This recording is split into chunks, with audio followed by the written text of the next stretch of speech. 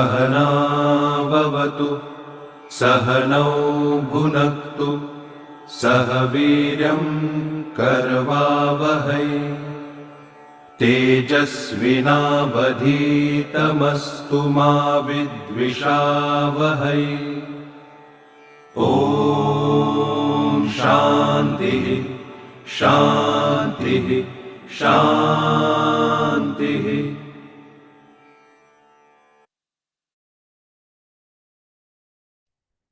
नमस्ते दोस्तों, United Consciousness Project self Indore management association Tapan Chaure foundation की तरफ से आपका स्वागत है। हम लोग उपनिषद सीरीज का अध्ययन कर रहे हैं। आज 19वां सेशन है। हम कठोपनिषद पढ़ रहे हैं और कठोपनिषद का प्रथम वल्ली आज का विषय है। चलिए शुरुआत करते हैं और हमने जहां तक पढ़ा उसके आगे आज हम शुरू करेंगे। हमने देखा कि नचिकेता एक बालक है और उसके पिताजी एक यज्ञ कर रहे हैं और यज्ञ में वो बूढ़ी गायें और ऐसी गायें जो अपनी अंतिम घास खा चुकी हैं, मरणासन्न है लगभग, ऐसी गायों की दक्षिणा दे रहे हैं। तो नचिकेता पिताजी से कहता है कि दान दक्षिणा तो किसी अच्छी चीज का दिया जाता है। तो नचिकेता की इस बात पे पिताजी नाराज होते हैं और जब नचिकेता बार बार पिताजी से कहता है कि आप किसी अच्छी वस्तु जो आपको प्रिय हो वो दें किसी को, तो ये सुन के पिताजी नाराज होकर नचिकेता को कहते हैं, ऐसे तो तू मुझे सबसे ज्यादा प्रिय है, तो क्या मैं तुझे दे दूं? नचिकेता कहता है कि हाँ, आप मुझे दे दीजिए। और फिर पिताजी नाराज में होके नचिकेता के बार बार कहने पे कि आप मुझे किसको देते हैं, नाराज होके कहते हैं, जा मैं तुझे मृत्यु को देता हूं। वहां से शुरुआत होती है। नचिकेता वहां से जाता है मृत्यु लोक, जहां उसकी मुलाकात यमदेव से होती है। और आगे क्या होता है, चलिए आगे की कथा हम इसी तत्वाधान में आगे सुनते हैं। छठा मंत्र से आज हम शुरू करेंगे। छठा मंत्र कहता है, अवलोकन कीजिए कि किस प्रकार हमारे पूर्वज आदि व्यवहार करते थे। जब पिताजी कहते हैं नचिकेता को, बाद में जब उनका गुस्सा कम होता है और वो कहते हैं, बेटा मत जा, मैंने क्रोध में तुझे कह दिया था, तो नचिकेता पिताजी को उत्तर देता है, हे पिताजी, अवलोकन कीजिए कि किस प्रकार हमारे पूर्वज आदि व्यवहार करते थे। वर्तमान काल में दूसरे साधु संत कैसे व्यवहार करते हैं उसका भी विचार कीजिए। मरण धर्मा मनुष्य अनाज की भांति पकता है और अनाज की भांति पुनः उत्पन्न होता है। मंत्र 6। और उसके बाद नचिकेता चला जाता है। चलिए शुरुआत करते हैं मंत्र 6 से आज के अध्ययन की और देखते हैं नचिकेता के विचार और यम के संवाद आपस में किस प्रकार हमें हमारे जीवन में आगे बढ़ने के लिए प्रेरित करते हैं, सही दिशा के लिए प्रेरित करते हैं। तो छठा मंत्र कहता है, नचिकेता को जब पिताजी कहते हैं कि तू मत जा, मैंने क्रोध में कह दिया, तब नचिकेता कहता है, पिताजी अवलोकन कीजिए, हमारे पूर्वज मतलब उनके पिता पितामह आदि कैसे व्यवहार करते, वर्तमान काल में दूसरे साधु संत कैसे व्यवहार करते हैं उस पर भी विचार कीजिए, दूसरी बात। और तीसरी बात, मरण धर्मा मनुष्य अनाज की भांति पकता है और अनाज की भांति पुनः उत्पन्न हो जाता है। अगर आप गौर से देखें तो भूत भविष्य वर्तमान तीन बातें नचिकेता जैसे छोटे से बालक ने कह दी। इसीलिए कोई ऑर्डिनरी बालक नहीं है, ये जीनियस है। उसने पास्ट प्रेजेंट एंड फ्यूचर तीनों पे बात कर दी। याद कीजिए हमारे पितामह कैसे व्यवहार करते थे, हमारे पिताजी, हमारे पूर्वज, वो ऐसी स्थिति में कैसा व्यवहार करते, जब एक बार दान दे दिया तो फिर नहीं विचार करते। यही तो धर्म है। यही भगवान कृष्ण बताने का प्रयास कर रहे हैं भगवत गीता में, अध्याय 2 श्लोक 31। अर्जुन को कहते हैं, अर्जुन युद्ध ही क्षत्रिय का धर्म है। और फिर वो कहते हैं आगे, अध्याय 2 श्लोक 2, कि कैसा अनार्य जैसा व्यवहार है। ये नोबल व्यवहार नहीं है, ये योग्य व्यवहार नहीं है, ये उचित व्यवहार नहीं है। ये तुम्हारे पूर्वजों की गरिमा के अनुरूप व्यवहार नहीं। यही नचिकेता ने कहा। पिताजी, पूर्वजों का विचार कीजिए। क्या ऐसा हो सकता है क्या? आप दान दे दें उसके बाद पलट जाएं दान पे से? ऐसे कहा हो? ऐसे तो संभव ही नहीं है। छोटा सा बच्चा पिताजी को समझा रहा है। शास्त्र सम्यक बात बताता है। और फिर कहता है न केवल ये, वर्तमान काल में दूसरे साधु संतों को देखिए, प्रेजेंट में भी देख लीजिए, आसपास देखिए साधु संत कैसा आचरण करते हैं। क्या ये वर्तमान के अनुसार भी साधु संतों जैसा आचरण है? भगवत गीता में भी अर्जुन को कृष्ण कहते हैं 2.33, अर्जुन नहीं लड़ेगा तो पाप पड़ेगा, अकीर्ति हो जाएगी। कैसे सोच रहा है जब यहां युद्ध क्षेत्र में आके पलट जाए? 2.3234, नाम खराब हो जाएगा समस्त क्षत्रियों में। आसपास जितने लोग हैं, जितने भी क्षत्रिय हैं, वो क्या सोचेंगे तेरे बारे में? फिर कृष्ण कहते हैं 2.36, लोग हंसेंगे, निंदा करेंगे। तो वर्तमान का भी भान करा रहे हैं। बिल्कुल, इसीलिए गीता और कठोपनिषद बहुत करीब है। फिर वो भविष्य की बात करता है। ये तो सामाजिक बातें कर ली उसने, जैसे कृष्ण भी अर्जुन को हर तरह से समझाते हैं, वो अपने पिता को हर तरह से समझा रहा है। ये तो उसने सामाजिक बातें कर ली। पर अब जो बात करने जा रहा है वो सबसे महत्वपूर्ण है। अब वो यथार्थ एब्सोल्यूट रियलिटी की बात कर रहा है। तो कहता है मरण धर्मा मनुष्य है। अरे, पैदा हुए तो जाएंगे ना पिताजी एक दिन। कौन है ऐसा जो आज तक मृत्यु के पास ना गया? कितना रोक सकते हैं आप? जाना तो है ही, जाने के लिए ही तो आए हैं। मरण धर्मा मनुष्य, इसका, इस शरीर का तो धर्म ही मृत्यु है। मरण धर्म अनाज की भांति पकता है। हम पकते ही इसलिए हैं कि बाद में सूख जाए। कैसे एक फल होता है, आप एप्पल को देखें कैसे श्रिंक होने लगता है। हम खुद को भी देखें कैसे हमारी चमड़ियां, झुर्रियां, सब कुछ बदलने लगता है। मरण धर्मा मनुष्य अनाज की भांति पकता है और फिर गिर जाता है, और फिर उसी में से पुनः उत्पन्न भी होता है। अनाज की भांति पुनः उत्पन्न होता है। तो भी कोई चिंता का विषय नहीं। अगर मैं चला ही गया, मानो कभी ना आया, ऐसा तो संभव ही नहीं कि मैं वापस आऊंगा ही नहीं। जातस्य ही ध्रुवो मृत्यु, जो गया है उसे तो आना ही है, और जो आया है उसे जाना है। गीता याद कीजिए 2.16, हम हमेशा रहेंगे। कृष्ण अर्जुन को कहते हैं अर्जुन, तू और मैं तो हमेशा रहेंगे। 2.27, हम फिर आएंगे। ऐसा कब हुआ जब हम दोनों न रहे? 2.22, हम नए रूप में आएंगे अर्जुन, और ऐसे ही अचानक एक दूसरे को पुनः पहचान लेंगे। ये जो 1.1.6 है कठोपनिषद का, बस यही गीता अध्याय 2 है पूरा। हर तरह से समझा दिया। पूर्वजों को देख लें, आसपास देख लें, यही अर्जुन को कृष्ण समझा रहे ताकि वो अपने कर्तव्य कर्म करे। यही गुरु गोविंद सिंह अपने पिता श्री गुरु हरगोविंद जी को कह रहे थे। यही महाराणा प्रताप ने मान सिंह को कहा था कि लोग क्या कहेंगे, ऐसे संभव नहीं मान सिंह। तुम भले अकबर के साथ मिल गए, मेरे ऊपर मेरे पूर्वजों की गादी है, मैं क्या उत्तर दूंगा ऊपर जाके? समझौता कर लिया। यही तो दिन रात NDA, national defence academy, IMA, Indian military academy जपता है। यही तो वहां के इंस्ट्रक्टर्स और सीनियर्स नई बैच को सिखाते हैं कि अब आप ऑर्डिनरी लड़के नहीं रहे, आप ऑफिसर हैं।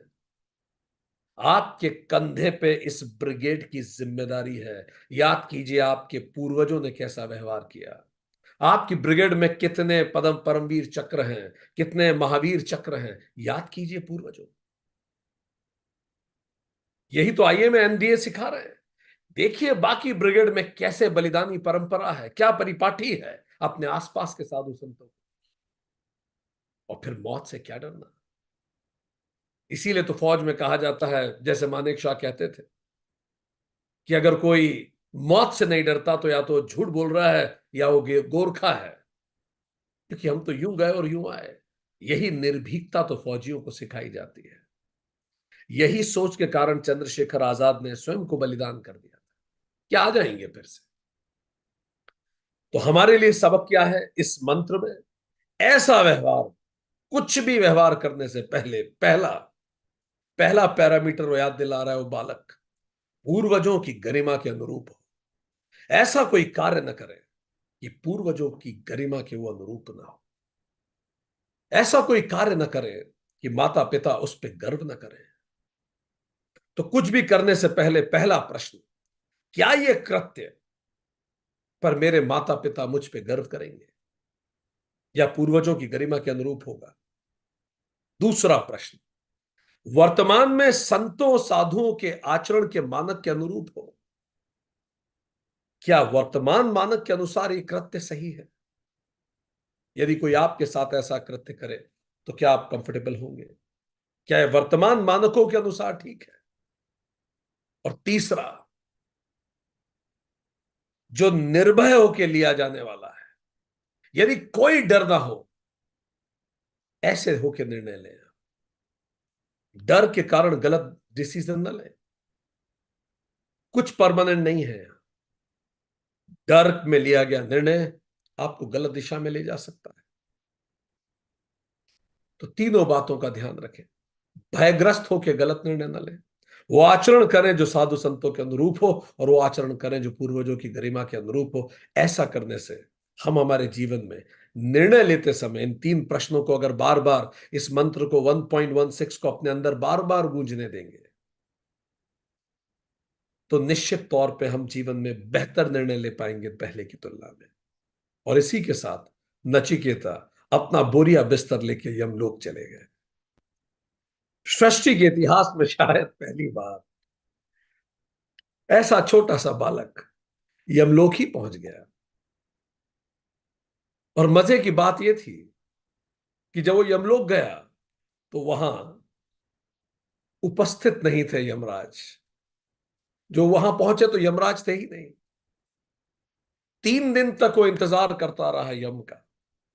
सोचिए, अक्सर मृत्यु जीवन का इंतजार करती है। अब पहली बार जीवन मृत्यु के दरवाजे पर दस्तक दे रहा था।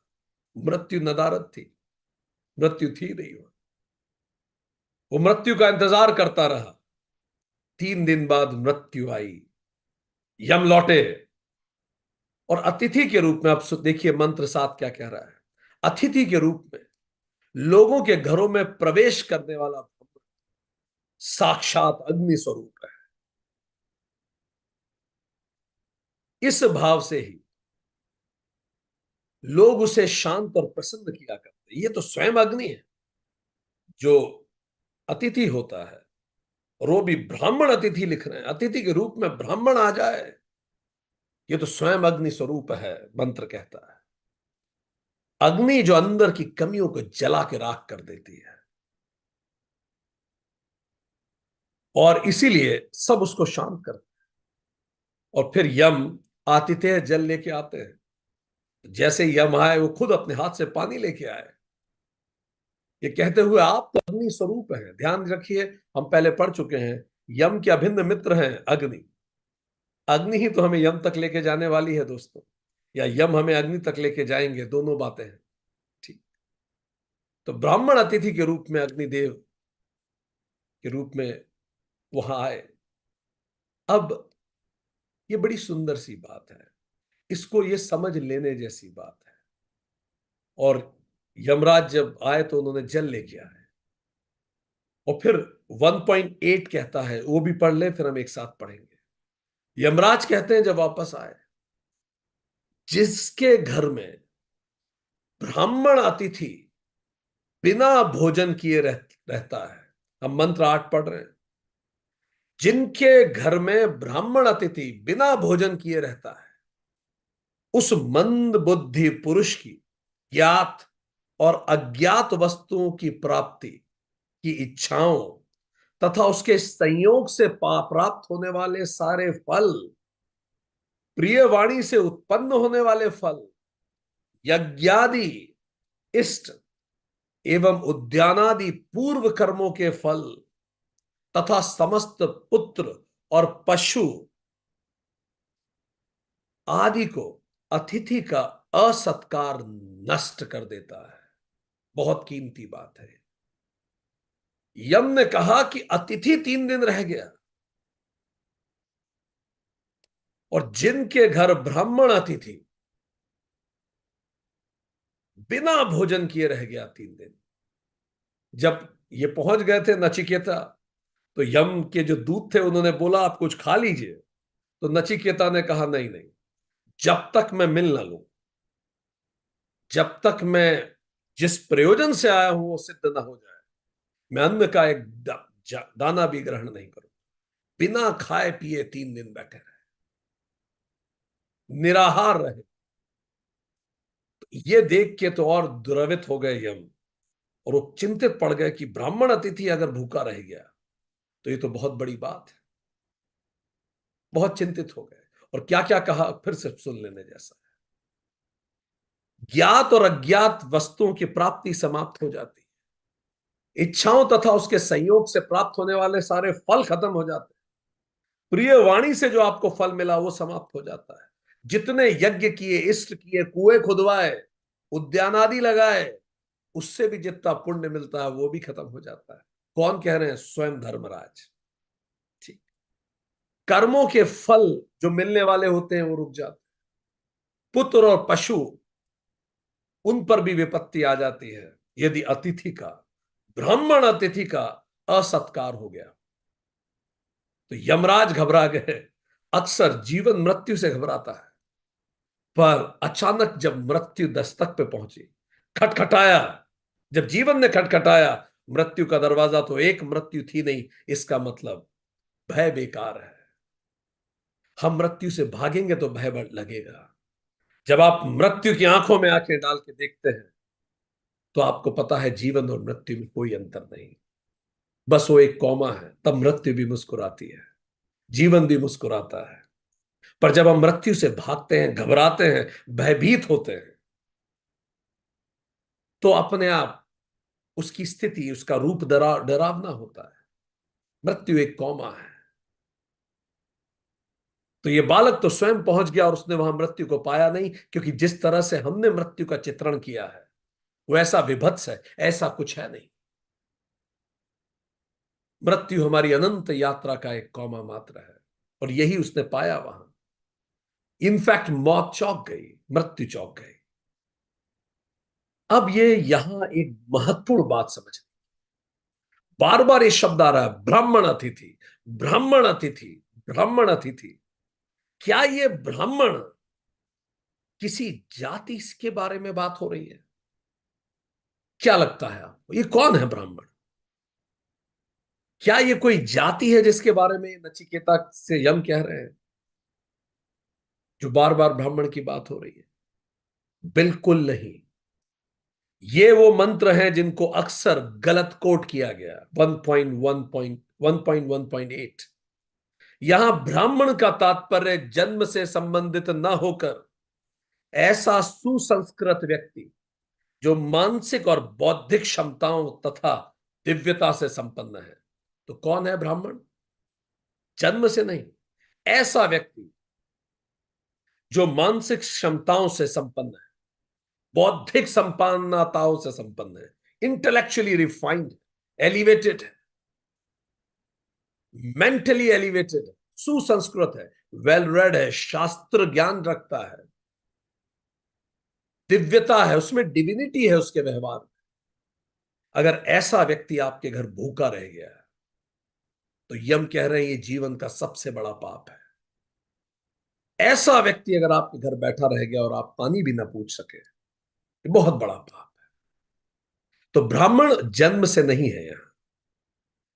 ब्राह्मण वही जो सचेत रहे, ब्राह्मण वही जो ब्रह्म को जाने, जो ब्रह्म को समझता हो। एक जापानी कथा है। सो एक बहुत फेमस जापानी सन्यासी थे। उनका एक ही संदेश था, जागते रहो, सचेत रहो। यही जीवन है, यही मोक्ष है, सचेत रहे, अवेयरनेस, माइंडफुलनेस। तो नए नए युवराज बने तो युवराज गए उनके पास, ब्राह्मण के पास। युवराज ने कहा कि आप सिखाते हैं अवेयर बने रहना, जागते रहना, मुझे भी सिखाइए जागे रहना, टू बी अवेयर। बड़ी मुश्किल से वो तैयार हो गया सन्यासी, और सन्यासी ने बोला ठीक है, मैं तुम्हें सिखाऊंगा, पर तुम्हें यहीं आके आश्रम में रहना होगा, और जो मैं कहूंगा बिल्कुल वो करना होगा। सन्यासी का नाम बड़ा था, युवराज तैयार हो गए, युवराज वहीं रहने लगे। सन्यासी ने बोला अब नियम नंबर 1, दिन भर में किसी भी समय मैं तुम पे लकड़ी की तलवार से आक्रमण करूं, एकदम से अटैक कर दूं, कहीं से भी आ जाऊंगा और सच में मारूंगा। तुम दिन भर होश में जागते रहना, हमला किसी भी वक्त हो सकता है, किसी भी दिशा से हो सकता है। युवराज को बड़ा अजीब लगा, मैं कोई यहां तलवारबाजी तो सीखने आया नहीं, तलवारबाजी में इससे बेहतर कर सकता। थोड़ा अजीब लगा। अब दिन भर में कई बार वो बैठ के कुछ पढ़ता रहता था, तो ये सन्यासी आके पीछे से तलवार मार देता था, या बहुत तेज चोट लग जाती, वो भाग जाता था। कई बार खाना खाता रहता था, इधर से मार देता था, नहाता रहता था, अटैक कर देता था। 5-7 दिन तो उसकी इतनी पिटाई हुई कि उसने निर्धारित कर लिया यहां रहना ही नहीं, I don't want to stay here. पर वो भी युवराज था, संकल्प का पक्का था। उसने बोला छोड़ के चला जाऊंगा आश्रम, पर ऐसे पिट पुटा के नहीं जाऊंगा। 5-7 दिन बाद उसने अवेयर रहना चालू किया। वो किताब पढ़ता रहता था, पर उसके अंदर कुछ सजग बना रहता था, और तलवार एक हाथ में रखता ही, और हल्की सी भी चाप आने पे, पैर की आवाज आने पे तुरंत वो ढाल आगे बढ़ा कर देता था, तलवार आगे कर देता। अब उस पर अटैक करना मुश्किल हो गया। वो खाना खाते खाते भी एक सजगता बनाए रखता था, वो पढ़ते पढ़ते सजगता बनाए रखता, वो घूमते घूमते भी खट से हल्की सी भी पदचाप आ जाए तुरंत सजग हो जाता, जैसे कुत्ते की नींद होती है, खट से 1 सेकंड। अब 15-20 दिन बाद उसे मारना मुश्किल हो, उसके अंदर कुछ जग गया था जो हमेशा जगा रहता था। हर पल वो कुछ भी कर रहा हो, उसके अंदर कुछ जगा रहता था, कुछ ऐसा होता था जो उस चीज में आसक्त नहीं होता था जो भी करता था, कुछ न्यूट्रल साक्षी बना रहता था, हर पल सजग, कहीं से भी अटैक हो सकता है।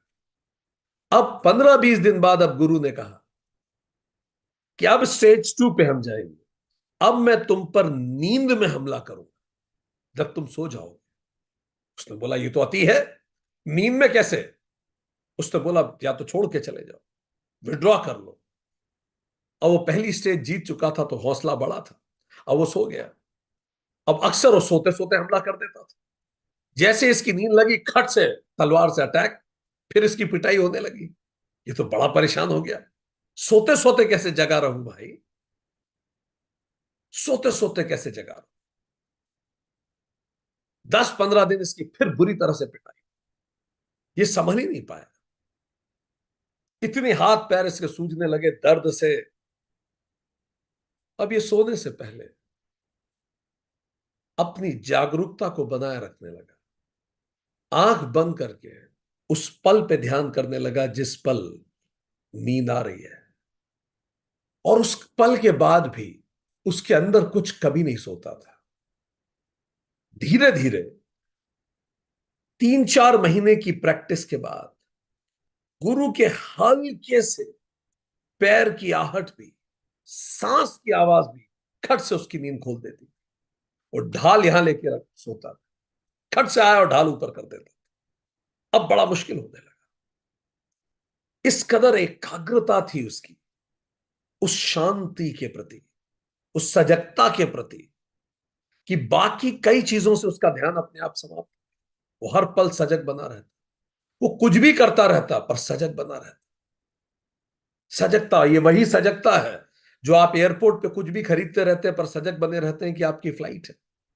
ये वही सजगता है जब उस पे मेले में बहुत सारे बच्चे झूले झूलते हैं, आपकी नजर आपके बच्चे पे रहती है, आप सब कुछ देख रहे हैं और आप अपने बच्चे से नजर एक पल नहीं हटाते। वैसी सजग, सब कुछ कर रहा है, वो सो भी रहा है पर वो सजगता बनी हुई है।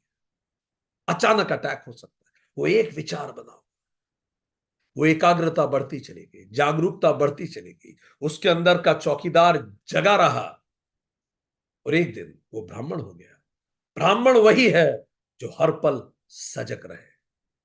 कब वासनाएं अटैक कर देगी, कब लालच अटैक कर देगा, कब ईर्ष्या अटैक कर देगी, कब अहंकार का अटैक हो गया, कब क्रोध का अटैक हो गया, कब मोह का अटैक हो गया, कब लोभ का अटैक हो गया, ये छह लोग तलवार लेके चारों तरफ षट रिपु घूमते हैं।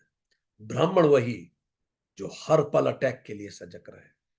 इस ब्राह्मण की बात चल रही है। बड़ा मुश्किल रहा, बड़े मुश्किल से ये देश गुजरा, क्योंकि ये जो ब्राह्मण की परिभाषा है बहुत बार इस देश को झूठी सिखाई गई। देश को बार बार अलग अलग रूप से बताया गया कि ब्राह्मण का मतलब जो जन्म ले ले ब्राह्मण कुल में, जबकि ऋग्वेद में ब्राह्मण शब्द का पहला सबसे पहला संदर्भ ऋग्वेद 3.3.34.9 में आता है। क्या आता है देखिए, वो कहता है आप हे अग्नि ब्राह्मण के होता है, ज्ञानी और सभी प्राणियों के लिए जन्नत। तो यहां ब्राह्मण शब्द धार्मिक ज्ञान के, ब्राह्मणीय ज्ञान के एक श्रेष्ठ व्यक्ति के रूप के लिए होता है। ऐसा व्यक्ति जिसमें ज्ञान हो, धर्म का, शास्त्रों का, पूजा पद्धति का, उसको ब्राह्मण कहा गया। जीवन रूपी यज्ञ का, यह पहली बार ब्राह्मण शब्द आया। न केवल यह, हर जगह जहां ब्राह्मण शब्द उपयोग हुआ बहुत सोच समझ के शास्त्रों ने प्रयोग किया, पर लोगों ने अपने निजी स्वार्थों के कारण उस पर ध्यान नहीं दिया। जरा देखिए गीता 5.18, ज्ञानी महापुरुष। ब्राह्मण कौन है? हु इज अ ब्राह्मण? ज्ञानी महापुरुष, विद्या विनय युक्त ब्राह्मण में। तो वैसा व्यक्ति जो ब्राह्मण है वो ज्ञानी है, विनय युक्त है, विद्या युक्त है। और वो क्या करता है? ब्राह्मण में, चांडाल में, हाथी में, गाय में और कुत्ते में भी समरूप परमात्मा को देखता है। तो ब्राह्मण कौन है? जो चांडाल में भी परमात्मा को देखे। सोचिए। और झूठी परिभाषा है, जन्म आधारित परिभाषा है, गड़गड़ के पूरी की पूरी अछूत प्रथा, अस्पृश्यता, क्या क्या नहीं इस देश ने देख लिया। जबकि हमारे शास्त्र क्या कह रहे हैं आपके सामने? गीता आगे कहती है शम दम तप शौप शांति आर्जर्व ज्ञान विज्ञान आस्तिक्य, यह ब्राह्मण के स्वाभाविक कर्म है। यह होता है ब्राह्मण, जिसमें शम हो, दम हो। कई बार जब हम कई जगह जाते हैं तो गीता का यह श्लोक लोग हमें बताते हैं कि गीता तो यह कहती है कृषि, गौपालन तथा वाणिज्य ये वैश्य के स्वाभाविक कर्म है। शूद्र का स्वाभाविक कर्म है परिचर्या अर्थात सेवा कर्म। और लोग कहते हैं ये तो यहीं से तो कास्टिज्म पैदा हुआ। नहीं नहीं, आप गलत समझ रहे हैं। इस ब्राह्मण की बात नहीं कर रहा यमराज।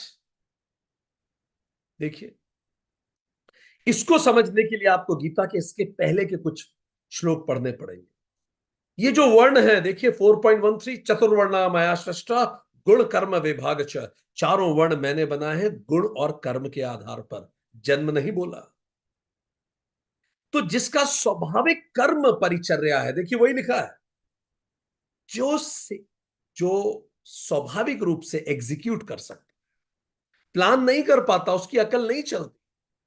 आपके दो बच्चे हैं, एक योजना बनाने में एक्सपर्ट है, वो रिसर्चर है, फिलोसोफर है, एक एग्जीक्यूटर है, इंप्लीमेंटर है। वो इतना सोचता नहीं, करता है। तो ये स्वभाव है दोनों के अलग अलग, स्वाभाविक कर्म है दोनों। तीसरा बच्चा है, वो बिजनेस में एक्सपर्ट है, उसका पैसे के लिए दिमाग चलता है, कैसे कमाया जाता है। इस कहीं भी जाति शब्द नहीं आया है, कहीं भी जन्म शब्द नहीं आया। आगे पढ़िए, देखिए ये 8.44 है, 8.41 पढ़िए, क्या कह रहे हैं 8.41? हे परंतप ब्राह्मणों, क्षत्रियों, वैश्यों और शूद्रों के कर्म स्वभाव से उत्पन्न गुणों के अनुसार विभक्त किए गए। अब एक चीज बताइए, कोई व्यक्ति फिलोसोफर है, आप उसको एग्जीक्यूशन का काम दे देंगे, वो नहीं कर पाएगा। एक व्यक्ति एग्जीक्यूटर है, आप उसको प्लानिंग पे बिठा दीजिए, नहीं कर पाएगा। एक व्यक्ति बहुत पैसा कमाना चाहता है, आप उसको सरकारी नौकरी दे दीजिए, करप्ट हो जाएगा। एक व्यक्ति जो सेवा करना चाहता है, उसको आप व्यवसाय में लगा दीजिए, व्यवसाय बिठा देगा, क्योंकि इनके स्वभाव अलग हैं। यहां किसी की निंदा नहीं हो रही है। फिर देखिए 8.42, अब यहां आता है शम दम ब्राह्मण के स्वाभाविक कर्म है। तेज, धैर्य, प्रजा का संचालन, ये शास्त्र धर्म है, ये किसी में भी हो सकता है। व्यक्ति चौहान साहब का बेटा हो, दुबे जी का बेटा हो, या XYZ किसी का भी बेटा हो, कोई फर्क नहीं पड़ता। आगे पढ़िए 8.45, ये डायरेक्ट गीता कह रही है। आगे देखिए, अपने अपने कर्म में तत्परता पूर्वक लगिए, क्योंकि आप उसी में अच्छे हैं। ऐसा मनुष्य परमात्मा को प्राप्त कर लेता है। देखिए, ये तक पहले ऐसी कुरीतियां चला दी गई थी, शास्त्र नहीं पढ़ सकते शूद्र, ये नहीं कर सकते, वो नहीं कर सकते, कितनी बड़ी साजिश हुई। और बदनाम कौन हुए? स्क्रिप्चर्स, गीता, उपनिषद। झूठ बोला गया हमसे, सदियों की किताबों में ये लिखा है। पढ़िए 18.46, उस परमात्मा का अपने कर्मों के द्वारा पूजन करने से मनुष्य सिद्धि पा जाता है। आप जूते पॉलिश कर रहे हैं, उसको कीजिए निष्काम कर्म से, यज्ञ भावना से। कबीर जैसे जुलाहे मोक्ष प्राप्त करते हैं। इस बात को हमें समझना है कि हमारे स्क्रिप्चर्स ने क्या कहा। फिर कई लोग हमें यह भी बताते हैं, हे पार्थ स्त्री, ये देखिए गीता 9.32, हे पार्थ स्त्री, वैश्य, शूद्र, या ये जो पाप योनि वाले हैं, वे भी मुझ पर आश्रित होकर परम गति को प्राप्त होते हैं। तो लोग कहते हैं ये गीता की वो मंत्र हैं, श्लोक हैं, जो अक्सर गलत तरह से कोट किए जाते हैं। हे पार्थ स्त्री, तो कई लोग कहते हैं भाई भगवान है, तो उन्हें स्त्री, वैश्य और शूद्र और पाप योनि क्यों दिख रही है? उन्हें तो सब एक जैसे दिखने चाहिए। बिल्कुल सही है, 100%। ऐसा भगवान जो किसी को पाप योनि माने, किसी को स्त्री, वैश्य, शूद्र, और उस हिसाब से ऊपर नीचे करे, वो भगवान मानने योग्य नहीं है। बिल्कुल ठीक है, हम सहमत हैं इस बात से। पर देखिए गीता का श्लोक क्या कह रहा है, ये कोई भी मुझ पर आश्रित होकर परम को प्राप्त हो सकता। मतलब कहीं कोई निषेध किसी के लिए नहीं है। पर फिर प्रश्न ये उठता है, तो फिर ये ऐसे देख क्यों रहे हैं उनको? उनको तो सब एक जैसे दिखने चाहिए। हाँ बिल्कुल दिखने चाहिए।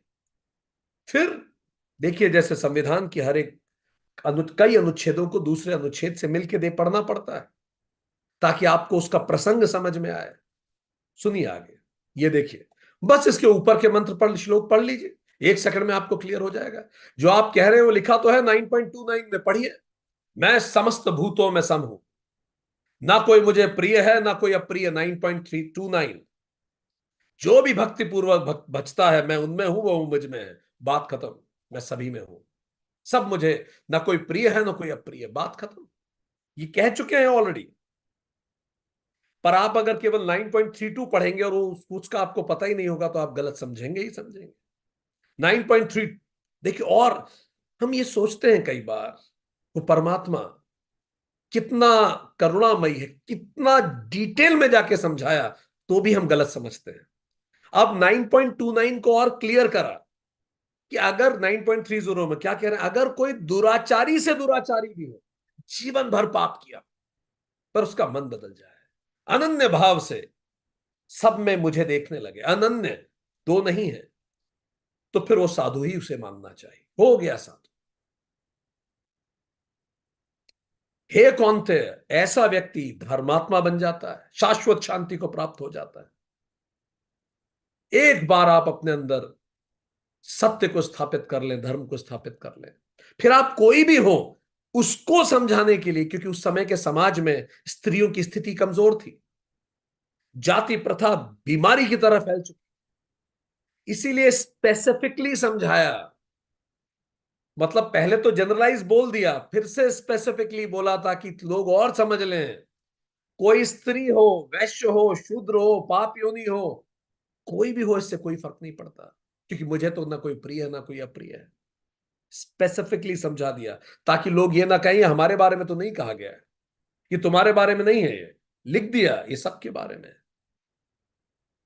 हमने चैट जीपीटी से पूछ लिया, अब हम भी क्या करें, क्योंकि जब यमराज ने कहा कि ब्राह्मण का निरादर होने से तो सारे कर्म नष्ट हो जाते हैं, और कई बार कई लोग इसको गलत कोट करके सोचते हैं ये ब्राह्मण का ब्राह्मणवाद है। ये हमने चैट जीपी से एक क्वेश्चन लिखा, देखिए यूनाइटेड कॉन्शियसनेस का लोगो है, is there any reference in Upanishads which says one becomes brahmana just because his father is a brahmana? क्या एक भी जगह उपनिषद में ऐसा लिखा है, सारे 108 उपनिषद, कि कोई व्यक्ति का पिता अगर ब्राह्मण है तो ब्राह्मण हो जाएगा? ऐसा कहीं लिखा है? तो हमने बोला अगर लिखा है तो रेफरेंस दीजिए। चैट जीपीटी ने अपना पूरा ज्ञान खंगाल दिया होगा, सारे उपनिषद हैं इंटरनेट पे, आपको पता ही है ऑलरेडी, ठीक। सारा इंटरनेट साहित्य को देख के उन्होंने क्या लिखा है पढ़ लीजिए। In the Upanishad the focus is primarily on spiritual knowledge. Upanishad तो आध्यात्मिक ज्ञान की बातें करते हैं एंड रियलाइजेशन ऑफ सेल्फ, और आत्म को रियलाइज के लिए बात करते हैं। While they may discuss aspects of social organization and duties, हाँ कभी कभी वो सामाजिक संगठन और ड्यूटीज की बात करते हैं, but they tend to emphasize the inner qualities and spiritual attainment rather than birth based distinctions। पर वहां भी वो आंतरिक गुणों की बात करते हैं, ना कि बर्थ बेस्ड डिस्कशंस पे। अब आप बताइए, इसके बाद भी अगर कोई कह रहा है, शास्त्र तो छोड़ दीजिए, चैट जीपीटी तक ये कह रहा है, वो चैट जीपीटी ने भी निकाली तो छांदोग्य उपनिषद की एक वर्ष निकाली, और वर्ष भी क्या कह रही है, वर्ष भी यही कह रही है कि कोई जन्म से कुछ नहीं होता। पढ़ लीजिए आप, नीचे लिखा है, मीनिंग पढ़िए। छांदोग्य उपनिषद emphasizes that it is not the birth but the understanding and the realization of true nature that makes you brahmana। ये सब हम इतनी डिटेल में इसलिए बता रहे हैं दोस्तों, देश टूट चुका है, देश टूट रहा है, देश टूटा है ऐतिहासिक रूप से हजारों सालों से, इस गंदी प्रथाओं से जो तोड़ती हैं। ये सारे उपनिषद आपके सामने, मुंडक उपनिषद, मुंडक उपनिषद कहता है who is identified with vice is a ब्राह्मण। जो ब्रह्म को जाने वो ब्राह्मण है।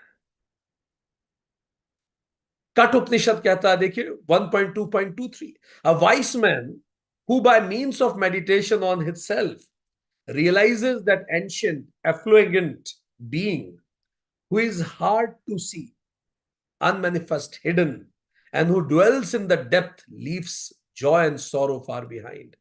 जो ये जान लेता है कि वो निराकार, जो सदा रहा है, वही मैं हूं, उसको फिर कोई दुख नहीं होता। तो हर उपनिषद चीख चीख के कहता रहा, ये आपके सामने है, स्पेसिफिक वर्सेस है,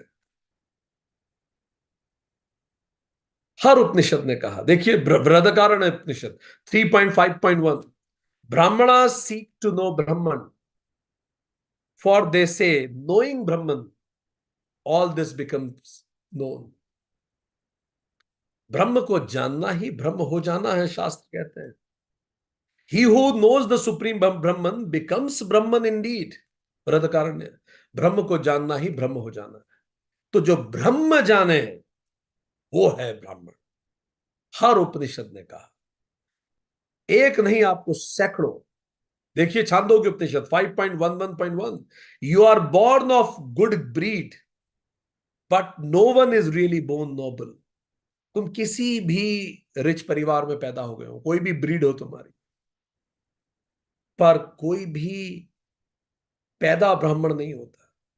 जन्मजा जायते शूद्र संस्कारात द्विजुच्यते। सब पैदा ऐसे ही होते हैं जिनमें एलिवेशन नहीं होता, पर जब आप संस्कारित होते हैं तब आप ब्राह्मण हो जाते हैं। जन्म जा जाते शूद्र, स्पिरिचुअल एलिवेशन जन्म से नहीं मिलता, संस्कारों से। आप द्विज उच्चते, आप द्विज हो जाते हैं। ठीक, आगे बढ़ेंगे। द्विज मतलब ब्राह्मण, या इसको कहते हैं स्पिरिचुअली एलिवेटेड। द्विज मतलब जो 2 बार पैदा हुआ। ठीक, तो अब द्विज की भी परिभाषा कैसी बना दी गई, ये दो द्विज हैं, क्षत्रिय और ब्राह्मण, विचार करने की विषय है। तो हुआ ये जो डिवीजन था ना, ब्राह्मण क्षत्रिय वैश्य शूद्र, ये हॉरिजेंटल था। ये ब्राह्मण है, क्षत्रिय है, वैश्य है, शूद्र है, हॉरिजेंटल डिवीजन था। ठीक। और ये कर्म आधारित, इसका मतलब ब्राह्मण शूद्र हो सकता है, शूद्र ब्राह्मण हो सकता है, क्षत्रिय वैश्य हो सकता है, जैसा हो चाहे। ठीक। ये कर्म आधारित था, आप जैसा कर्म कर रहे हैं, या फिर ये गुण आधारित था। हाँ, गुणों के आधार पर हायरार्की थी, आप समझ सकते हैं। स्पिरिचुअल एलिवेशन जिसका है वो सर्वश्रेष्ठ बुद्धिमान है। पर यहां जन्म आधार नहीं था, तो ब्राह्मण, क्षत्रिय, वैश्य और शूद्र ये स्पिरिचुअल एलिवेशन के आधार पे बता दिए। ठीक। पर यहां भी ध्यान दीजिए, ये जन्म से नहीं है। इसका मतलब ये नहीं है कि किसी ब्राह्मण के घर में, अगर किसी ब्राह्मण के घर में ऐसा बच्चा आया जिसका स्पिरिचुअल एलिवेशन नहीं है, तो वो शूद्र है। शूद्र के घर में ऐसा बच्चा आया जिसका स्पिरिचुअली एलिवेटेड है, वो तो ब्राह्मण है। ये था ओरिजिनल सिस्टम। ठीक। कर्म में सब बराबर, सारे कर्म बराबर हैं। कृष्ण जी ने सुदामा के पैर भी धो लिए, वो वैश्य भी बन गए और शूद्र भी बन गए, रथ भी चला लिया और वैश्य भी बन गए, द्वारका को रूल कर लिया, क्षत्रिय भी बन गए, गीता सुना दी, ब्राह्मण भी बन गए। उन्होंने सब बन के बता दिया सब एक है। कर्म के आधार पर सब बराबर है, पर गुण के आधार पर ब्राह्मण गुण सर्वश्रेष्ठ है। यहां तक जाति शब्द नहीं आया था, पर फिर हुई साजिश। किसने की, यह विषय नहीं है। विषय यह है, अब हमें पता है तो इसको सुधारते हैं। ऐसा था अखंड भारत, अर्ली वैदिक पीरियड, यह था वैदिक डिवीजन। इसको अखंड भारत हम कहेंगे। सब एक थे। फिर क्या हुआ? फिर एक छोटी सी चेंज किया गया और सब बर्बाद हो गया। चेंज क्या किया? कुड यू नोटिस स्लाइड में कुछ चेंज हुआ है? अगर आप चैट बॉक्स में लिखें क्या चेंज हुआ है।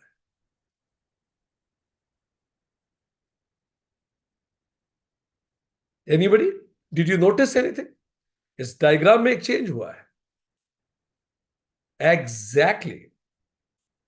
बस वो जो ये था, गुण को जन्म में बदल दिया गया। ठीक। और इसको बंद कर दिया गया कि चारों कर्म बराबर हैं। इस पे ध्यान हटा दिया गया, सारी बातें इस पे होने लगी कि ब्राह्मण सबसे ऊंचा गुण होना चाहिए था। अब कह दिया जाति जो जन्म से हो। बस एक इतने छोटे ने परमात्मा के बच्चों को एक दूसरे से अलग कर दिया।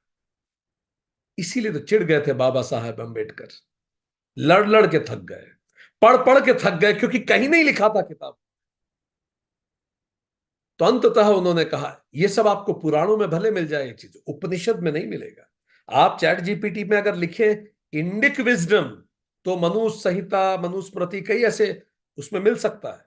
उपनिषद, गीता और ब्रह्मसूत्र में नहीं मिलेगा, जिसको आदि शंकराचार्य ने प्रस्थान त्रय की कहा। इसीलिए सफाई यह है खंडित भारत। हम बढ़ गए, हम लड़ लिए। अंग्रेजों ने नहीं हराया दोस्तों, हम हारे। और हम क्यों हारे? क्योंकि हम कभी साथ नहीं हो पाए। क्यों नहीं हो पाए?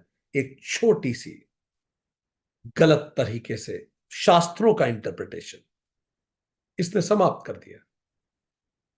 नहीं तो और बार बार की सफाई होती रही। ये देखिए आदि शंकराचार्य क्या लिखते हैं। जब वो काशी में एक चांडाल के सामने आ गए थे और उन्होंने कह दिया था गच्छ गच्छ, तो आदि शंकराचार्य ने क्या बोला चांडाल को देख के? सुनिए गौर से। उनको अपनी गलती का एहसास हुआ, उन्होंने उस चांडाल से माफी मांगी, और माफी मांग के क्या कहा पढ़िए। ये मनीष पंचकम वन। जो एक चेतना है जो सभी प्राणियों में जागृत, स्वप्न और गहरी नींद की स्थिति में स्पष्ट चमकती है, ब्रह्मा से लेके मूंगे तक, वह एक चेतना जो सभी प्राकृतिक गतिविधियों की साक्षी,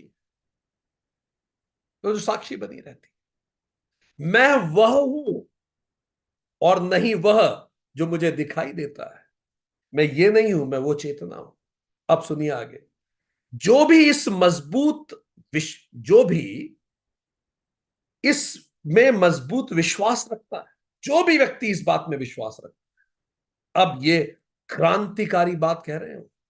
चाहे वो एक चांडाल हो या द्विज हो, वह मेरे गुरु के समान पूजनीय है, और यही मेरा विश्वास है। ऐसे देश ने जाति को तोड़ के रख दिया। सोचिए, इसीलिए तो सफाई करने बुद्ध आए, महावीर आए, ये सारे जो मनीषी आए, ये सफाई करने ही तो आए थे।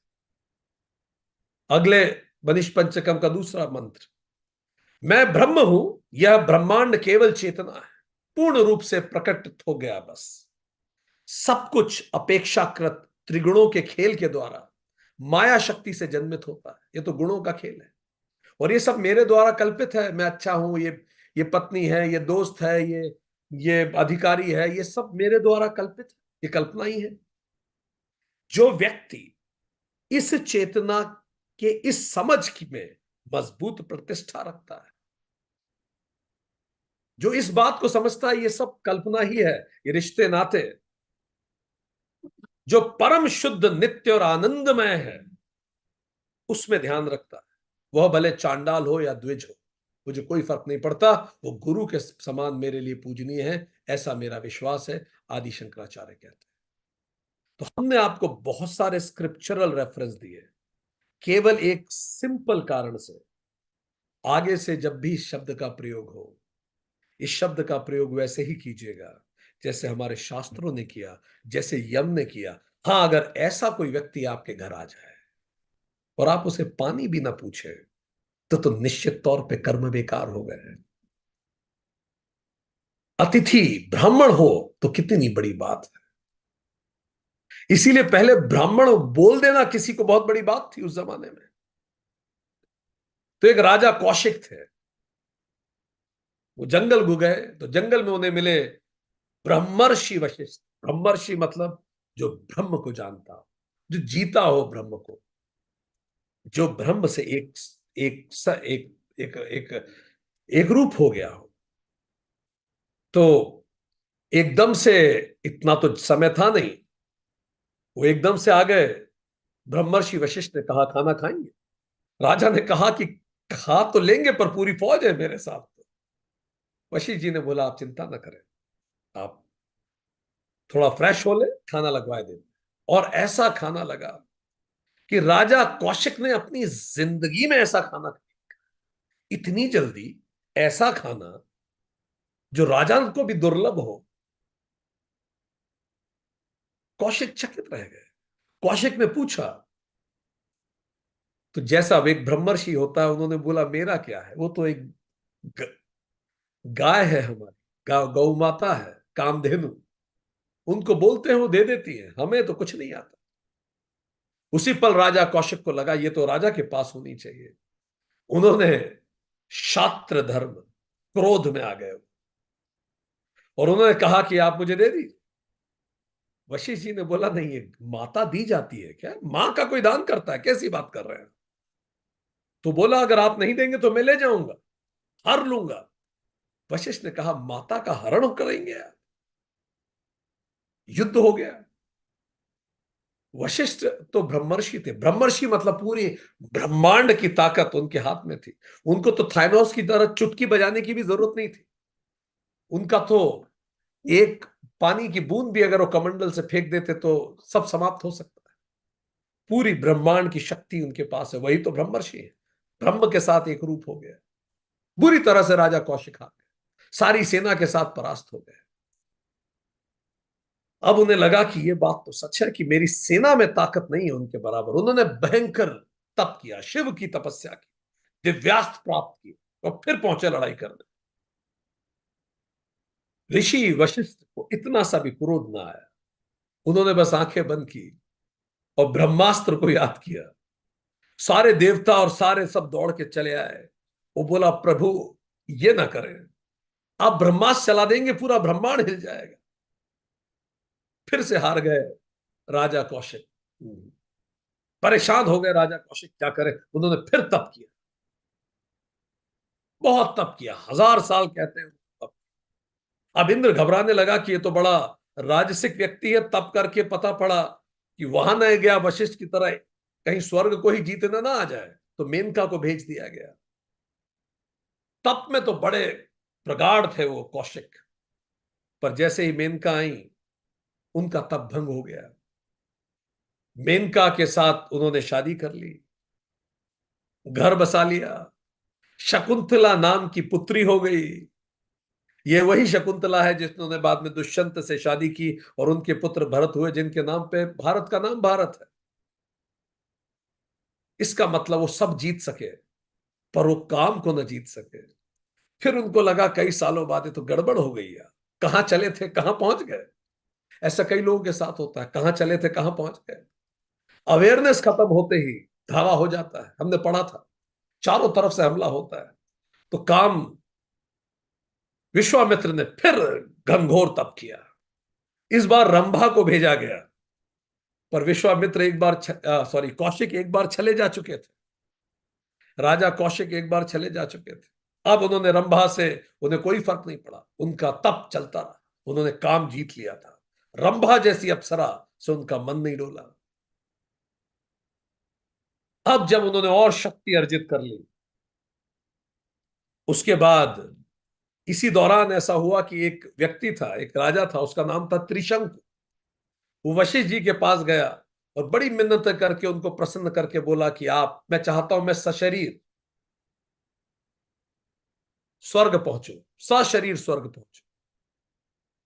वशिष्ठ को अपनी शक्ति के प्रदर्शन का कोई शौक नहीं था, तो ब्रह्मर्षि थे।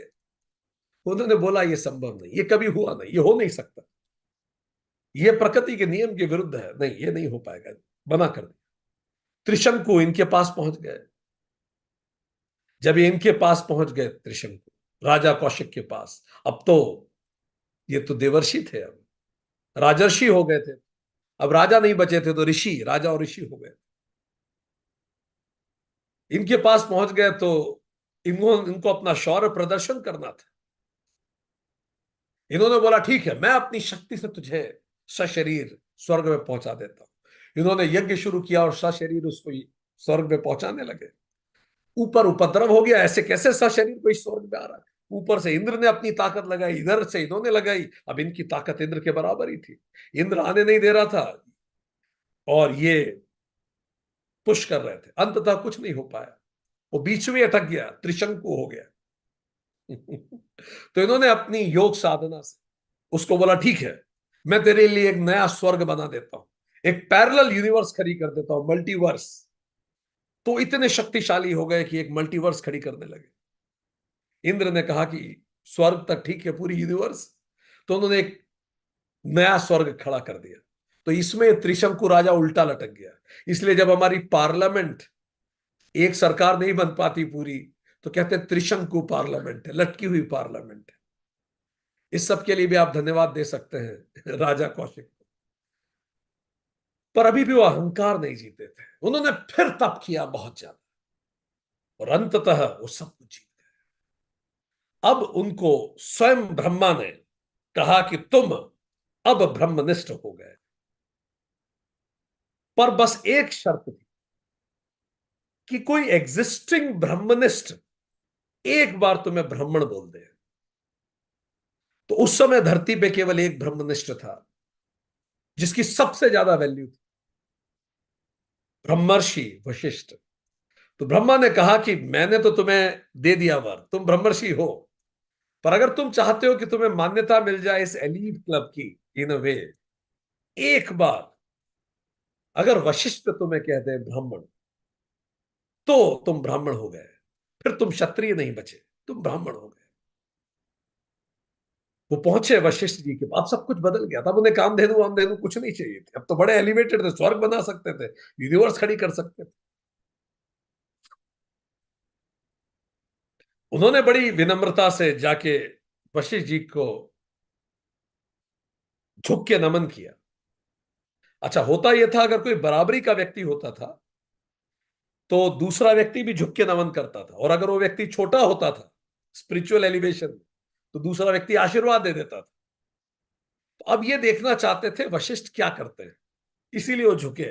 वशिष्ठ भी झुक गए, इसका मतलब ये ब्राह्मण हो गए। और अगर वशिष्ठ ने आशीर्वाद दे दिया, इसका मतलब ही फिर कमी रह गई। तो जैसे ही झुके, वशिष्ठ ने सिर पे हाथ रखा और कहा तत्त्वमसि। अचानक इन्हें लगा कि हजारों सालों के तप के बाद भी बड़े निराश होकर पलट के वापस जाने लगे नमस्ते करके। और जैसे ही वापस जाने लगे उनका मन निर्मल हो गया। क्या लड़ूं, फिर से ध्यान करूं, तप करूं।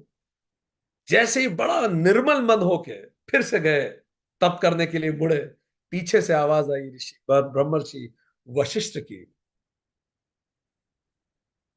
ब्रह्मर्षि विश्वामित्र, तुम ब्राह्मण हो गए।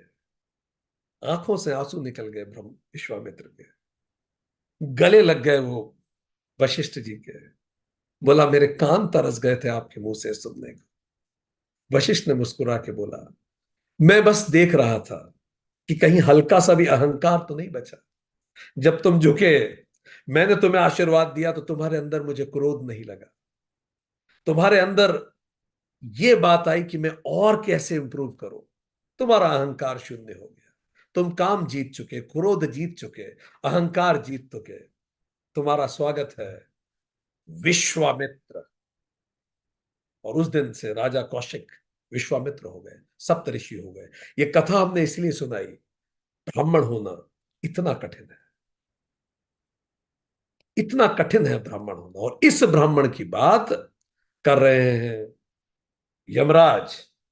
1.8 मंत्र में यमराज ने कहा कि ये तो सब बर्बाद हो जाएगा।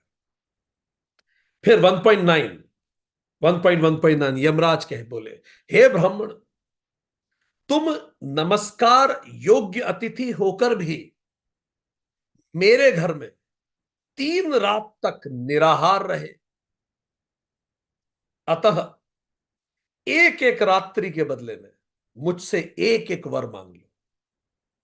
हे ब्राह्मण, मैं प्रणाम करता हूं, इसमें मेरा ही कल्याण है। यम ने, अब ध्यान से देखिए, इस मंत्र को अगर आप कंटेक्स्ट से बाहर कर दें तो इसको ऐसा देखा जा सकता है कि जो ब्राह्मण कुल में पैदा हो गया, मृत्यु तक उसको प्रणाम कर रही है। मृत्यु कह रही है कि तुम्हें प्रणाम करके मेरा कल्याण हो जाता है, अगर आप ब्राह्मण शब्द को नहीं समझे तो। यमराज बोले हे ब्राह्मण, तुम नमस्कार योग्य अतिथि होकर 3 रात्रि तक निराहार है। हे, इससे बड़ा पाप क्या होगा। अतः एक एक रात्रि के बदले में मुझसे एक एक वर मांगे, 3 वर मांगे। हे ब्राह्मण, मैं प्रणाम करता हूं। पानी पिलाया, प्रणाम किया, वो बोला इसमें मेरा ही कल्याण। निराहार रहना, 3 दिन तक निराहार रहे। महावीर जी, भगवान महावीर कहते हैं उन्होंने 12 वर्ष की अपनी साधना में मात्र 365 दिन भोजन किया। 12 वर्ष की साधना। बुद्ध ने भी, बुद्ध निराहार रहे। उपवास का महत्व हमें समझना, पर थोड़ा सा ध्यान दीजिए, यहां आहार केवल मुंह का नहीं है, 5 इंद्रियों का आहार। तो जब हम 5 इंद्रियों का आहार से निराहार हो जाते हैं, प्रत्याहार करते हैं इसी को। प्रत्याहार मतलब कुछ भी गलत ना सुनेंगे, ना देखेंगे, ना सोचेंगे, ना बोलेंगे, ना खाएंगे, ऐसा संयम करने लगते हैं, तो हम ब्राह्मण बनने की तरफ बढ़ने लगते हैं। निराहार रहे, हर ब्राह्मण को निराहार रहना पड़ता है। निराहार मतलब कुछ गलत मत सुनिए, आप निराहार हैं। कुछ गलत मत देखिए, आप निराहार हैं। कुछ गलत मत खाइए, आप निराहार हैं। 5 इंद्रियों के आहार को श्रृंख कर लीजिए, ऐसे तप कीजिए। पढ़ाई करने बैठ रहे हैं, 5 इंद्रियों को श्रृंख कर लीजिए और फिर तप कीजिए। इधर उधर कुछ और ना सुनाई दे आपको, कुछ और ना दिखाई दे आप, कुछ और ना सूंघने में आए आपके, कहीं और आपका ना मन जाए, और अब आप तप कीजिए।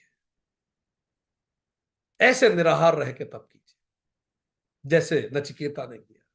कौन सी एग्जाम आप नहीं निकाल, कौन सा प्रोजेक्ट आप नहीं अचीव कर पाएंगे, कौन सी चीज आप अचीव नहीं कर सकते अगर ऐसा निराहार आप करें, पूरा केंद्रित होके सारी इंद्रियों के आहार को हटा दिया। ऐसे तप की प्रत्येक रात्रि वरदान बन के आती है जीवन में। ये कह रहे हैं यमराज स्वयं, धर्मराज ये कह रहे हैं हम सभी मनुष्यों को ऐसा अगर आपने तप किया निराहार रह के, उस तप की प्रत्येक रात वरदान बन जाती है। यही तो होता है जब बच्चे बड़ी बड़ी एग्जाम में क्लियर होते हैं, उस तप की रातों ने उनको वरदान दे दिया। तो नचिकेता को यम ने कहा वरदान। नचिकेता का शाब्दिक अर्थ होता है न जानने वाला, जिज्ञासु।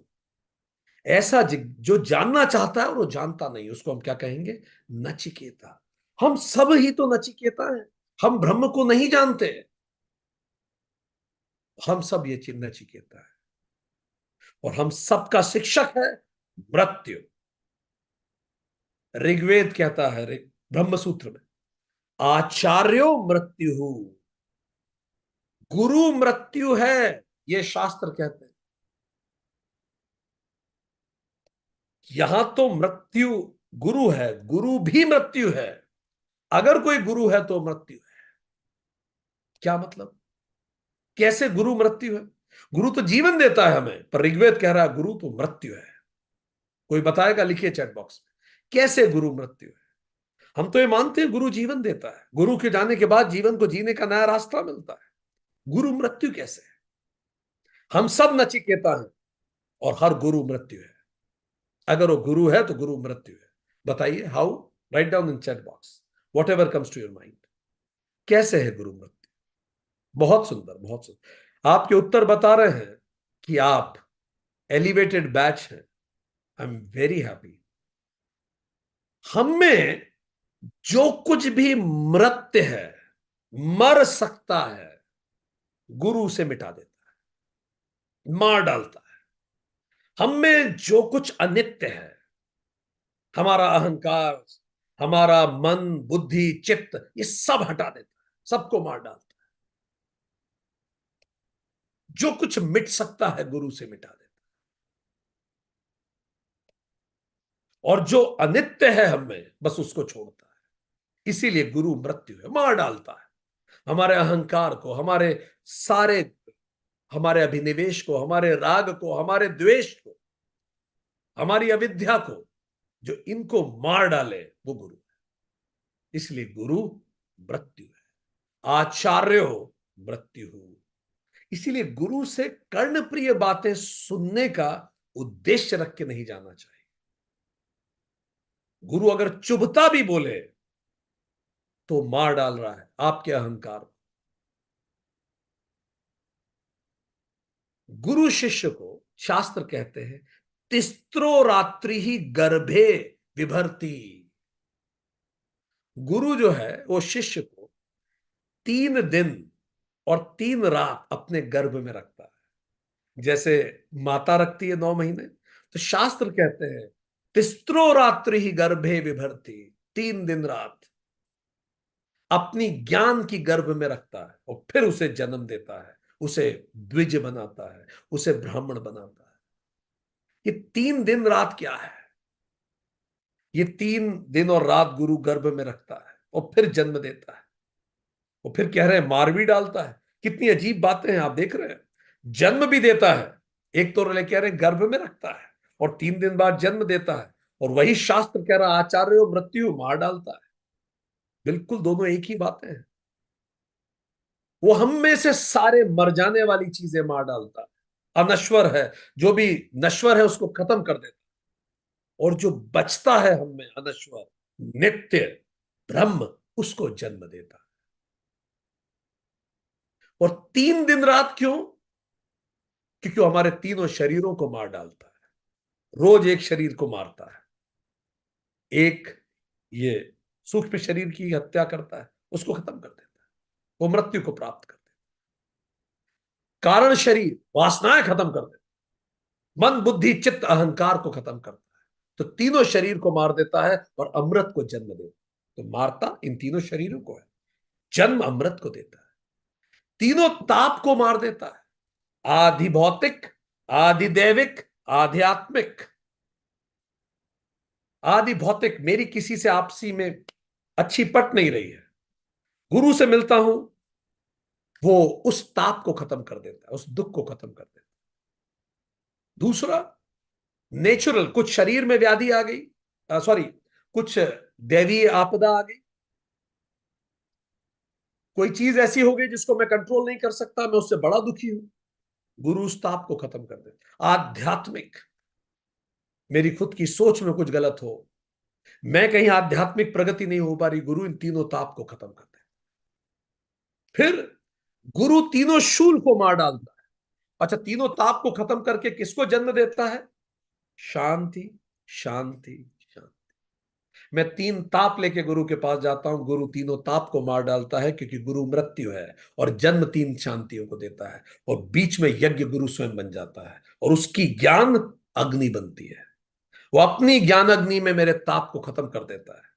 इसलिए गुरु जो भभूति देता है वो हमारे अहंकार की ही भभूति है। वो प्रतीक है कि उसने अपनी ज्ञान की अग्नि में तुम्हारे अहंकार को, तीनों शरीर को, तीनों ताप को भस्म करके यह आहुति पकड़ा दी। यह है सत्य। ओम शांति। वो तीनों शूल को मार डालता है। मी, माइन, नॉट माइन, जो मेरा है, जो मैं खुद को समझता हूं और जो मेरा नहीं है, ये सब भस्माभूत है, और जन्म देता है त्रिनेत्र को। वो तीनों गुणों को मार डालता है, सत रज तम, और जन्म देता है गुणातीत को। वो तीनों लोकों को खत्म कर देता है। ना पाताल, ना धरती, ना स्वर्ग, ये सब टेम्पररी है, आना जाना लगा रहता है। वो काल और स्थान के परे मुझे जन्म देता है। नहीं तो मैं जीवन में पता नहीं ऐसे ही लगा रहूं, और जब जीवन खत्म हो तो पता पड़ा कहीं पहुंचा ही नहीं। इसीलिए गुरु मार डालता है। हमने सुना कि एक बड़ी पार्टी हुई गोवा में, बड़ा हंगामा, सनसनीखेज पार्टी, खूब शराब पी लोगों ने, होश फाख्ता हो गए सब, उस हद तक पी। पूर्णिमा की रात थी। ये तीन लड़के उस क्लब से बाहर भाग के आए। उन्होंने पूर्णिमा की रात को देखा, उनको लगा ये तो बड़ा सुंदर रात। अच्छा, सब लोग सो गए थे, सारे नाविक अपनी अपनी नावों को बांधकर सोने जा चुके थे, बीच पे कोई नहीं था। ये तीनों लड़के, इनको लगा कि क्यों ना ऐसा करें, समुद्र में चलते हैं कहीं दूर। धीरे धीरे शांत सा समुद्र, उस समय बिल्कुल शांत। उन्होंने एक नौका ली और उसको खेना चालू की।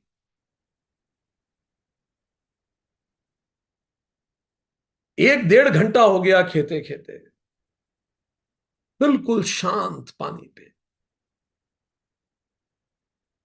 जब एक डेढ़ घंटा हो गया, तब उनमें से एक को नींद आ गई, फिर दूसरे को आ गई, तीसरे को आ गई। फिर सुबह सुबह जब इनकी नींद खुली, उनको लगा हम तो बह के बहुत दूर आ गए हूं, जरा देखें हम कहाँ हैं। तो उसने आंखें खोल के देखा तो वहीं के वहीं बैठे थे। क्यों? बताइए क्यों? क्यों वहीं के वहीं बैठे थे सबके साथ? Exactly exactly. वो इतने नशे में थे, उन्होंने वो चेन तो खोली नहीं थी, वहीं बैठे बैठे खेते रहे। हम भी यही करते रहते हैं, कई बार जीवन भर खेते रहते हैं, और जब जीवन का अंतिम समय आता है तो पता पड़ता है यार कहीं पहुंचे ही नहीं।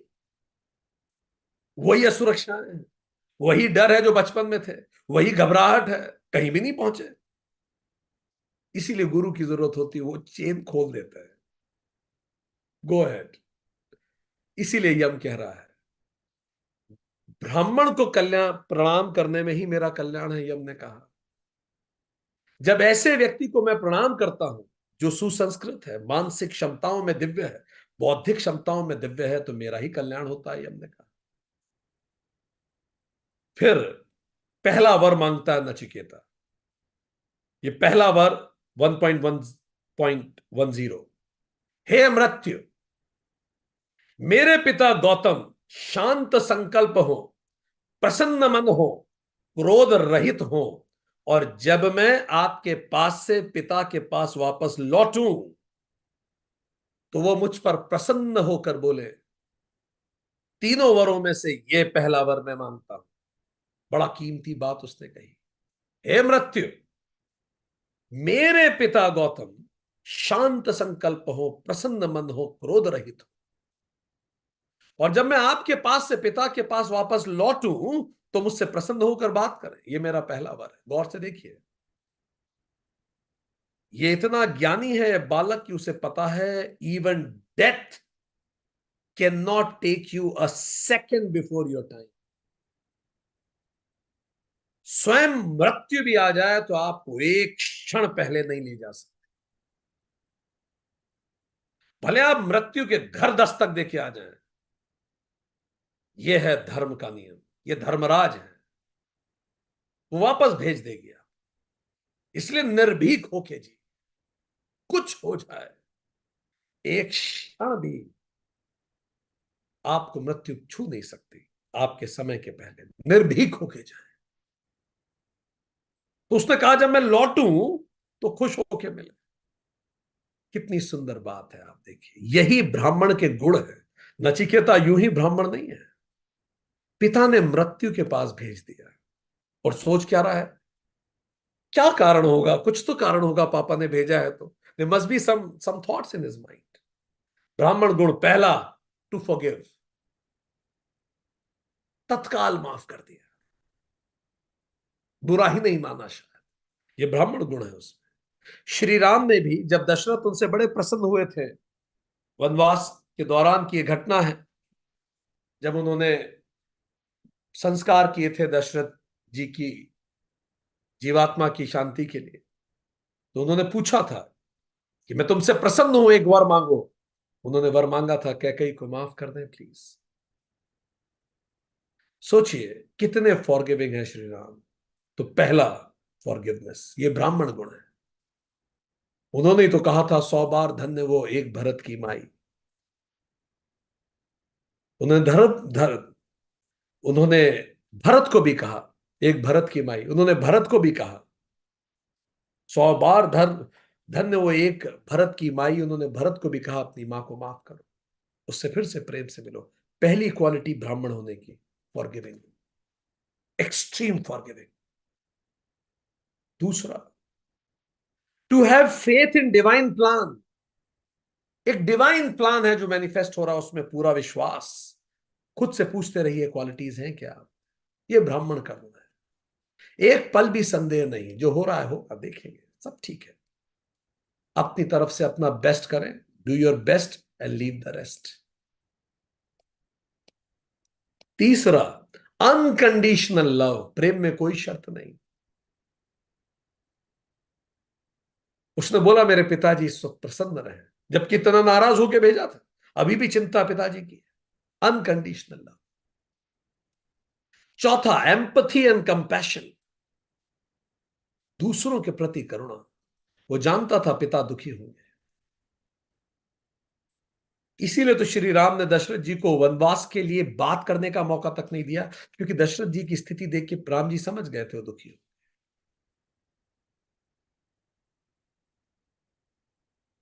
पांचवा, नो ईगो। कोई अहंकार नहीं,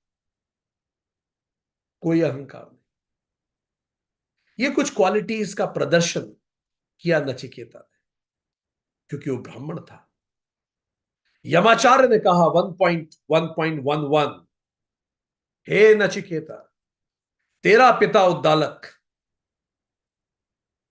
का पुत्र गौतम, तेरा पिता उद्दालक का पुत्र गौतम मृत्यु के मुख से तुझे छूटा हुआ देखकर पहले ही जैसा प्रसन्न हो जाएगा जैसा वो प्रसन्न था। तुझे देखकर वो क्रोध रहित हो जाएगा और सुख की नींद सोएगा। मृत्यु ने आशीर्वाद दिया जीवन को, तुम निश्चिंत रहो, तुम्हारे जीवन में कभी कुछ गलत नहीं होगा। एक बहुत सुंदर योजना इस पूरे ब्रह्मांड में है, उसका मैं संचालन करता हूं और मैं धर्मराज हूं। कोई गलती नहीं होगी। तुम इतना ध्यान रखो, तुम गलती ना करो, मुझसे गलती नहीं होगी। तुम निश्चिंत होके सो, क्रोध रहित होके सो इस दुनिया के लिए। Let's have a quick revision. आज हमने क्या पढ़ा दोस्तों? आज हमने देखा कि मंत्र 6 ने यह बताया कि तीन चीजों को जरूर हम ध्यान रखें। पूर्व जो भी कर्म करें पूर्वजों की गरिमा के अनुरूप हो, वर्तमान के साधु संतों के आचरण के अनुरूप हो, और निर्भय होकर हम कर्म करें तो कर्म सही होंगे। सातवें मंत्र ने हमें बताया कि ब्राह्मण क्या होता है। ब्राह्मण किसी जन्म से ब्राह्मण नहीं होता। ऐसा सुसंस्कृत व्यक्ति जो शास्त्रों को आचरण में लाता है, मानसिक बौद्धिक क्षमताओं को जानता है, दिव्य क्षमताओं से संपन्न है, सही दिशा में चलता है, वो है ब्राह्मण, जो ब्रह्म को जानता है और जीता है। हमने कहानी जानी विश्वामित्र कैसे ब्राह्मण बने, इसीलिए हर पल उस युवराज की तरह सचेत रहे, क्योंकि चारों तरफ से षटरिपु आक्रमण करते हैं। और ऐसा ब्राह्मण कभी घर में आए और उसका हम सत्कार न करें तो सारे पुण्य नष्ट हो जाते हैं। यम ने कहा ये तो पाप है। ऐसे ब्राह्मण का हमेशा आदर करें। यम ने कहा कि जितने दिन तुम निराहार रहे, जब मृत्यु के पास जीवन जाता है तो वहां मृत्यु को नहीं पाता। भयभीत होने जैसा मृत्यु में कुछ नहीं है। आप मृत्यु से दौड़ेंगे तो घबराहट होगी। आप मृत्यु के सामने आंखों में आंखें डाल के देखिए, मृत्यु आपको जीवन का एक कौमा लगेगी। वो एक ही सिक्के के दो पहलू, और मेरे समय से एक क्षण पहले मुझे कोई ले जा नहीं सकता। निराहार रहे। निराहार रहने का मतलब है प्रत्याहार करना, मन को और स्वच्छ करना, एकाग्र होकर कार्य करना। जब हम एकाग्र होकर कार्य करते हैं तो प्रत्येक तप की रात्रि एक वरदान बन जाती है। और इसीलिए वरदान दिया तीन यम ने नचिकेता को। और यम चूंकि नचिकेता वो है जो ब्रह्म को जानने वाला जिज्ञासु है, यम मृत्यु है। मृत्यु जो हमारे अंदर सारे अनित्य को खत्म कर दे, हमारे तीन ताप, तीन शरीर, तीन शूल, तीन गुण, तीन लोक सब समाप्त कर दे और जंजीरें खोल दे, ताकि हम अपने जीवन की यात्रा में आगे जा सकें। ऐसे ब्राह्मण को सदा प्रणाम करें। और पहला वर यह था कि मेरे पिता जब मैं लौटूं तो वापस प्रसन्न चित्त हो और मुझे वैसे ही प्रेम से मिलें। ब्राह्मण होने का मतलब है फॉरगिवनेस होना, फेथ इन डिवाइन होना, अनकंडीशनल लव होना, एम्पथी होना, कंपैशन होना, अहंकार से मुक्त होना। और यमाचार्य ने कहा तुम निश्चिंत रहो, मैं हूं ना। चलिए आज के लिए इतना ही।